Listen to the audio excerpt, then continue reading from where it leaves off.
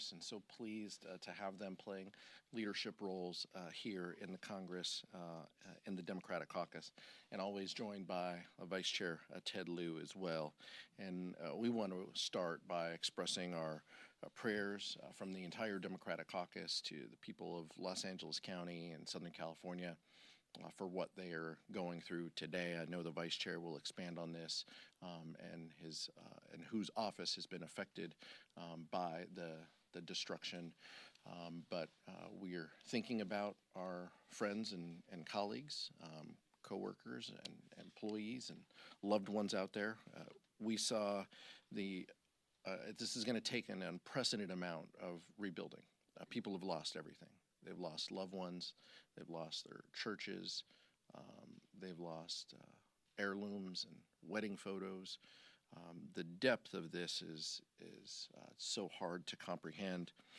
House Democrats are ready to be a resource that California needs to get back to a stronger position than where we were before. And we're prepared to work around the clock in a bipartisan way to make sure that we meet the needs of the public. Just a reminder that natural disasters and these events, they're not Republican disasters and Democratic disasters. These are disasters that have affected the entire country, and we will work together to ensure that we drive the resources necessary to help the rebuilding effort that Southern California needs. This is not a time for partisanship or division. It's a time to come together. I'll yield to Vice Chair Ted Lieu. Thank you, Chairman Aguilar. And let me first say that my prayer is also with those affected by the fires. The northern part of my district was evacuated, but the two districts that are hit the hardest are Brad Sherman's and Judy Chu's. I'm going to give you an update on the fires and talk about three things. The first is, why did these fires explode and why are they so hard to contain? Second, what the response has been. And then third, some items to think about going forward.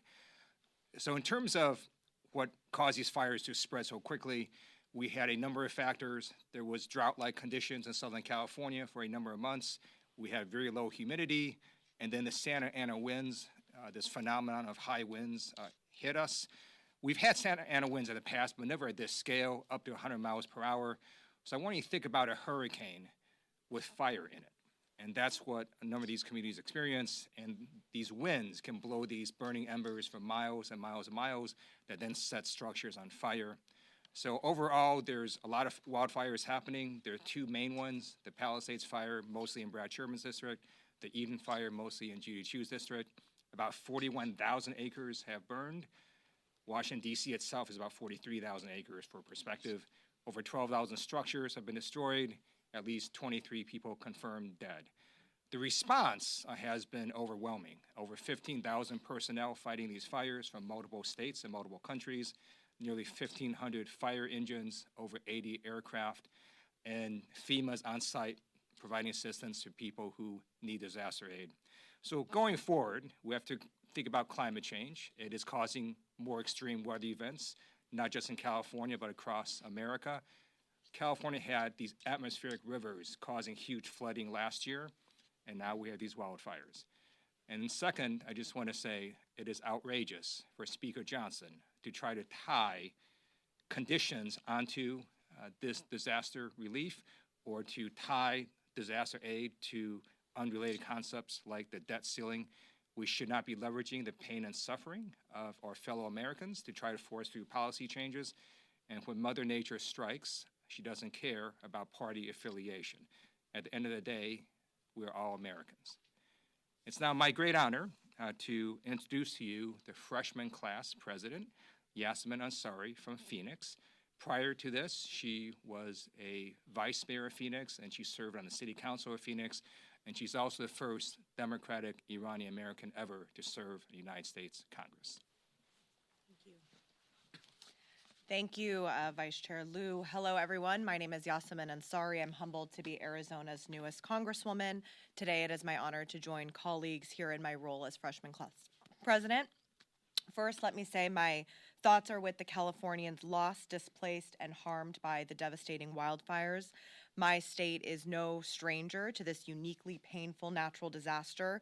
I feel your loss and I extend my deepest sympathies. Climate change is undoubtedly one of the defining issues of our generation and one that I have spent my entire professional career working on.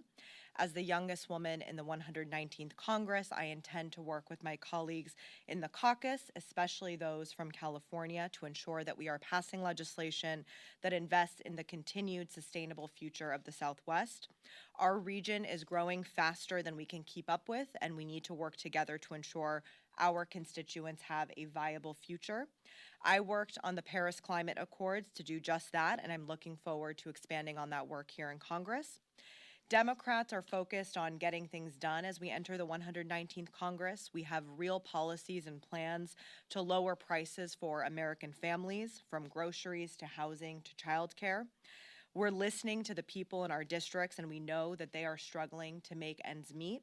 As freshman class president, I'm committed to working with my class to introduce and move bills that will actually make life easier for the people that we represent. I'm so proud our class is incredibly diverse and impressive. I'm proud to serve alongside civil rights leaders, veteran legislators, scientists, doctors, former educators, business leaders, and people whose personal stories truly reflect the American people. We have the opportunity to create a powerful collective in Congress. Thank you. I'm excited for many more of these, and now I will yield to Representative Olszewski. Well, thank you, Representative Ansari, and good morning to everyone. I'll start just by echoing the sentiments around the California wildfires and say, as a representative of the Baltimore region, how grateful I am that Congress, without hesitation, moved and acted to respond to the Francis Scott Key Bridge collapse, which was our own tragedy of no one's causing or doing, and so I stand by my colleagues in that work. I'm thrilled to be here alongside our chairman, Chairman Aguilar, as well as Vice Chair Liu, exceptional leaders of the freshman class, with Representatives Ansari and Rivas as we provide updates. I'll just echo Representative Ansari's sentiments about our class. We are not just big in size, one of the largest in history, in fact, but also we're big in ideas and we're big in energy. We have extremely talented members that come from all walks of life. And of course, we bring that experience to the work before us. The priorities of this class are the priorities of the American people. We want to GSD, get stuff done. And we're ready to work together with fellow Democrats to pass common sense legislation that improves the lives of our constituents, whether that's making health care more accessible and affordable, especially for women, or protecting our environment and our social safety nets. We're also ready to work with our colleagues on the other side of the aisle, too. There is plenty of opportunity to find common ground. We can compromise without compromising our values. Unfortunately, Republican leadership has not included Democratic freshmen, or for that matter, any Democratic members, in discussions on the bills we've taken action on to date. There have been no bill hearings, no markups, nothing to address our shared goals of lowering the cost of living, creating job opportunities, or even physical security at the border. So I'll just end by saying this. We cannot make truly bipartisan progress by circumventing the process. Process matters. We have to talk to and engage with each other from start to finish. And so despite these initial votes, I remain cautiously optimistic that we can do just that.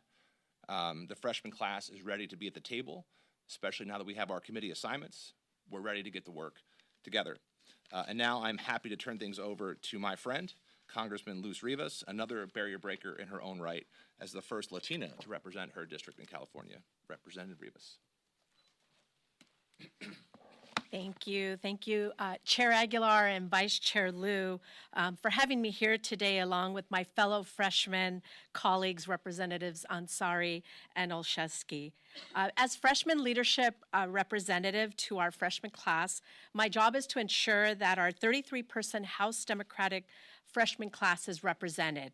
Our freshman class brings strength and diversity from across the nation, a diversity of work experiences from local and state governments to physicians to small business owners to engineers, a diversity of backgrounds from urban, rural, red states, and blue states. This diversity will allow us as a caucus to work on comprehensive solutions to keep living costs down and improve people's lives. We will use our experiences to protect affordable health care, keep Medicare and Medicaid benefits intact, uphold our investments in clean energy jobs, feed our children, and make college affordable for all. We have a duty to work together and across the aisle to make life better for the American people.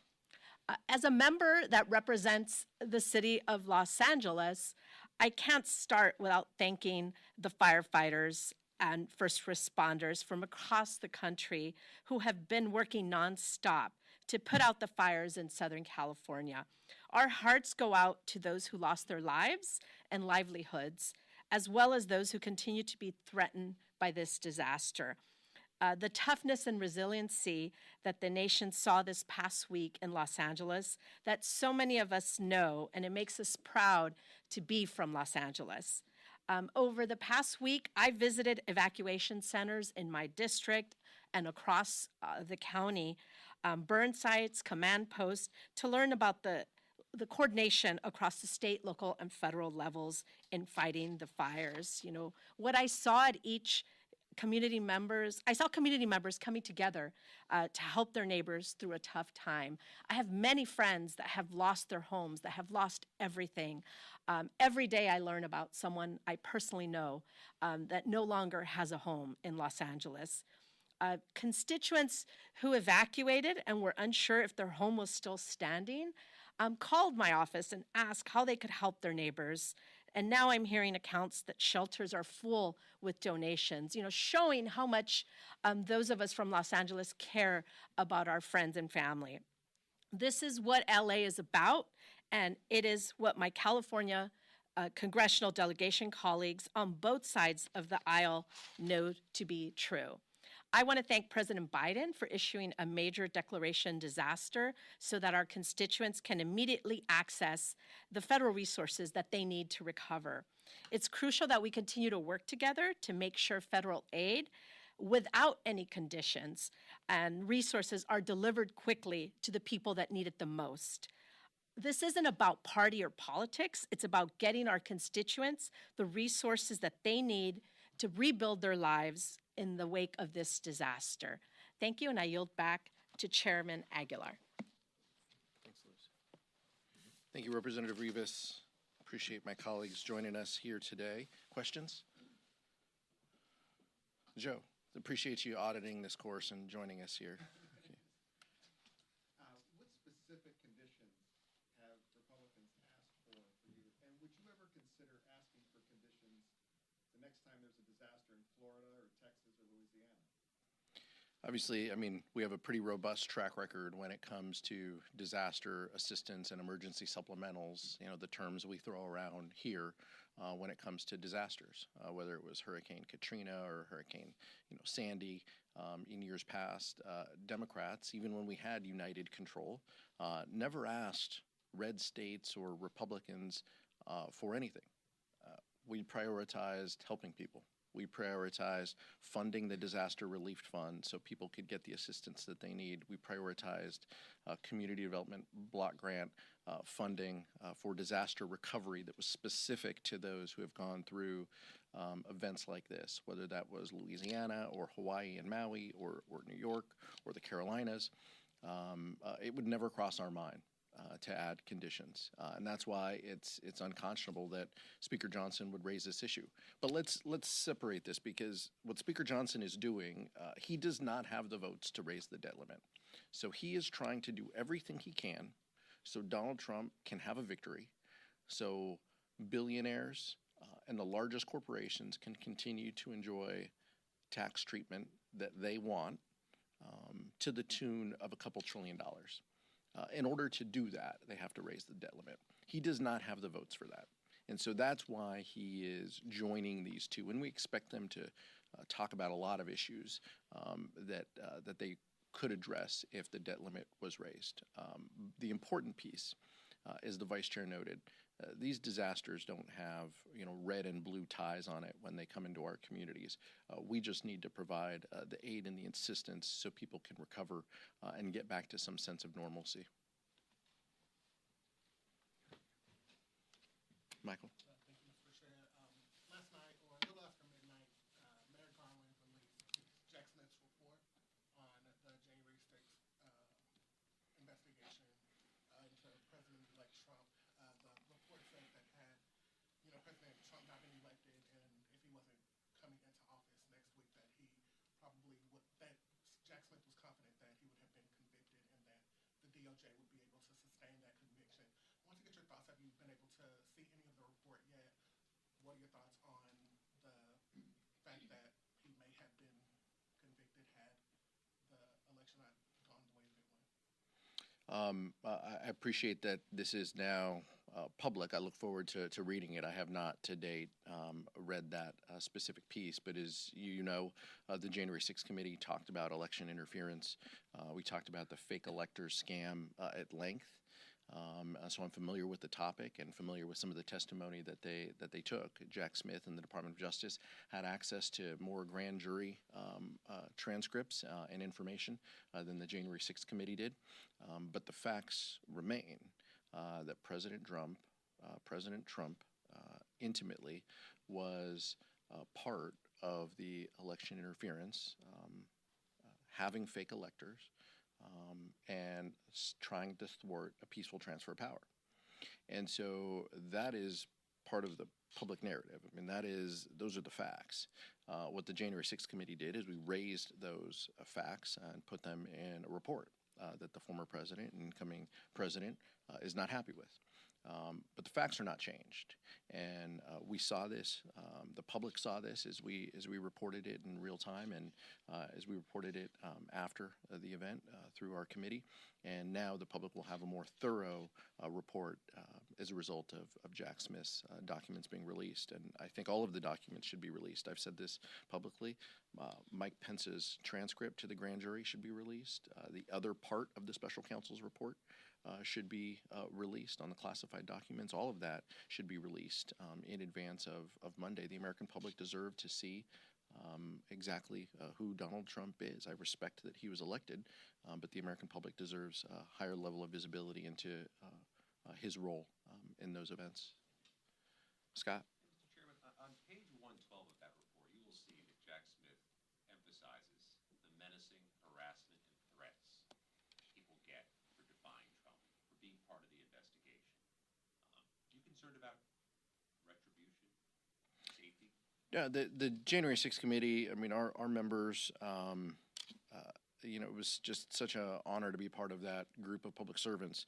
But that is a group that is not going to be intimidated by Donald Trump. We know exactly who he is. We took the testimony from folks who shared a lot of those same beliefs, being yelled at and screamed at by the former president. The threats and the intimidation is not something that scares us.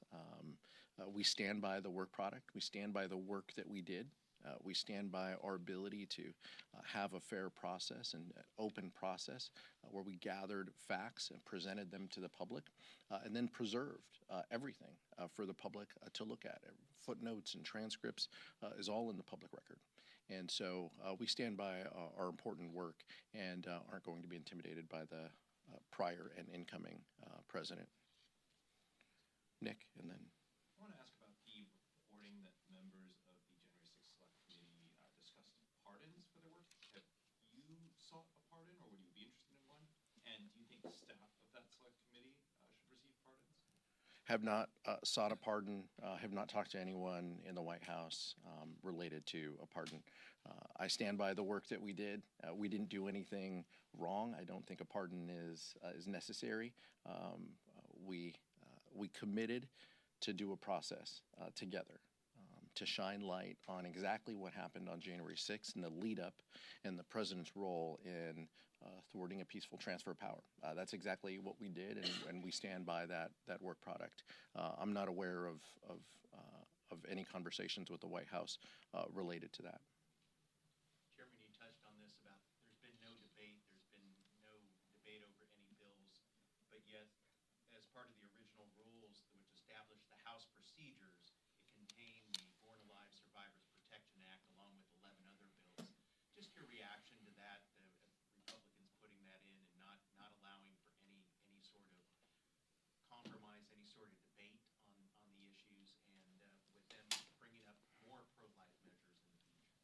Yeah, and this is pretty standard for the House Republican Conference. We've seen them run these plays in the past. To Representative Olszewski's main point, none of these bills that they are advancing would lower the costs for the American public. None of these bills are going to lower grocery costs, make housing more affordable.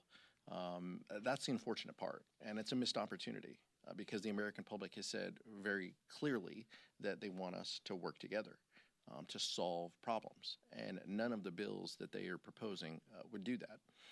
What it has done, it has allowed them to buy some time. I saw this morning that the speaker indicated that we're going to have a rules chair now. That is an important part of how you govern and what is necessary in order to bring bills to the floor. This might be the latest that we've ever seen a rules chair seated. But what those bills did that you're mentioning is it allowed them to buy a little bit of time to bring these up without a rules committee in place. So maybe that was the goal, but either way, the result is the same. The American public could get no help and support from the initial 12 bills that House Republicans are bringing. Cassie. Mr. Chair, there's been a lot of discussion over the last several days about these proposed conditions that are a mystery as to what they might be besides raising the debt limit. But there is a question to be asked here about whether or not Democrats are ready to reject a vote on aid if they do not find those conditions palatable. Are Democrats having that discussion? Are they prepared to vote against it if they don't believe the conditions are, something that you guys can support? We will not support conditions to disaster assistance. We can have a lengthy debate and discussion and use the committee process to have discussions about the steps that California has taken to protect itself, whether that's doubling the fire professionals in California to record number of resources, billions of dollars to clearing brush in a preventative way, or as the former president talks about, raking the leaves. California has put the resources in to do that work. It's a big state. The federal government has a responsibility between the U.S. Forest Service and the Bureau of Land Management as well to be thoughtful partners. And so we are not absolved of any of this, and we have a meaningful role to place. House Democrats are willing to roll up our sleeves and to stay here as long as possible to have the conversations. But at the end of the day, ultimately, this will mean disaster assistance, and that needs to be free from partisan conditions. We did not put partisan conditions on Florida or Louisiana or the Carolinas when we offered aid. Partisan conditions are not helpful and will distract from the help and, more importantly, delay the help that's necessary for the American public. May I ask a follow-up? Sure. And then the vice chair. So just a short while ago, the speaker walked out of here and said that this is not partisan, that this is not politics, that they want to have safeguards, making sure that this money is used the way it's supposed to be used. But then he has members going out there and telling reporters that they need to get a pound of flesh for every dollar spent in California. So, what do you make of his claims that this isn't partisan politics when he has members out there saying that? The speaker's comments and some of the members of the Republican caucus comments are outrageous. When Mother Nature strikes, she doesn't go, hey, are you a Democrat or Republican? Because if you're a Democrat, I'm going to take your home and burn it. And if you're a Republican, I'm not. That's not what happened. Republicans lost homes. So did independents. So did people who weren't voters. All sorts of Americans lost their homes. And think how absurd it is to say, we're not going to rebuild this post office because it's used by 60% Democrats and 40% Republicans. We never do that. So when a tornado strikes in a red state or a flood happens in a red state or hurricane affects a red state, we don't go, oh, it's a red state, we're not going to provide disaster relief. So what the Republicans are doing is really, really outrageous. We are the United States of America. It's 50 states. And by the way, California provides more in taxes to the federal government than it gets back in services. California is subsidizing a bunch of red states. And so if you want to just look at the actual numbers, it is even more outrageous that somehow Speaker Johnson wants to publish Americans who happen to live in Southern California, including Republicans who happen to live in Southern California. Yield briefly to Representative Rivas, who was a former state legislator as well, who dealt with these issues.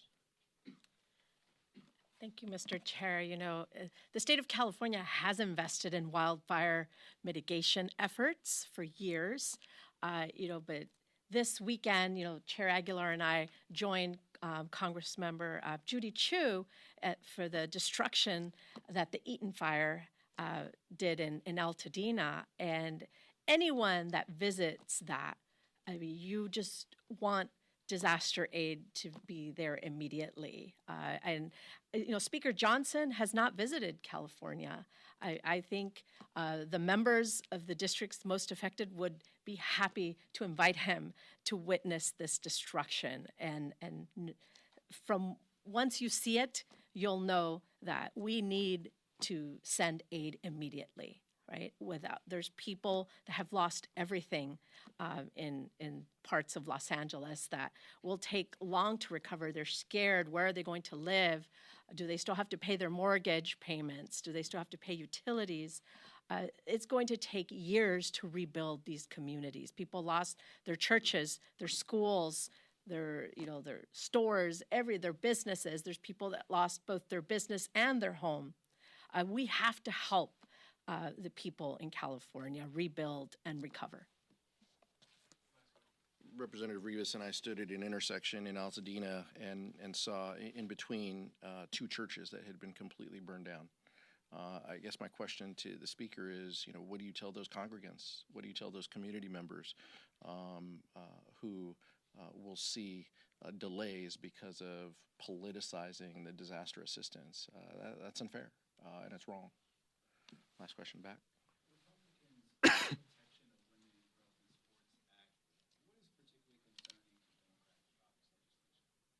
A couple things are concerning. First, that we talked about before, is that House Republican Conference decides to bring this up before they want to address economic issues, rising grocery prices, rising costs of living that Americans are facing. We believe fundamentally in the fairness of sports. Members of the House Democratic Caucus, some of them played Division I sports. Many people have been shaped by being sports parents, and we kind of view it through that prism first. But we cannot stand and allow politicizing kids' sports to be used as a political tool. But to your question, what is most offensive about the legislation is that it doesn't distinguish girls' sports at what age. It doesn't distinguish whether you're an Olympic athlete, an NCAA player, a high school sports player regulated by your state, or whether you're just playing soccer as a 4-year-old or 5-year-old down the street. It potentially could lead to inspections, individuals raising concerns, and how you proceed with that is something that is concerning to the House Democratic Caucus. And so that's why, we felt that this is the GOP Child Predator Empowerment Act, and this puts kids at risk, whether you play gymnastics, whether you play football, or whether you're a wrestler. This puts you at risk. Kids as young as 4 could be asked for personal inspections. There is nothing in the bill that talks about parental consent of those inspections. There's nothing in the bill that talks about at what level an inspection is necessary. That is concerning. That will be abused. And that is overwhelmingly the position of House Democrats and why we have strong reservations about the legislation. Look, being a kid, being a teenager in this world is pretty tough. I can't speak to a trans athlete or someone who has that lived experience, but I can imagine it's incredibly tough for them, and to subject them to a higher level of intimidation and scrutiny is something that is just flat out bullying. And that's nothing that we can sign up for. That's nothing that we can support. And so those of us who oppose the bill are speaking up against that. Many of this is regulated by much of this is regulated by the NCAA or by state organizations who guide these efforts. By our count, it was 10 athletes in the NCAA who have been affected by this. They have found a way to work through this. 10 athletes out of 500,000 athletes. That's the scope of what we're dealing with. So the House Republican Conference would choose to have this conversation rather than something that is more expansive, that truly helps lower costs or make people's lives better. That's what they've chosen. That's what their leadership has chosen, and that says a lot about who they are. Thank you so much.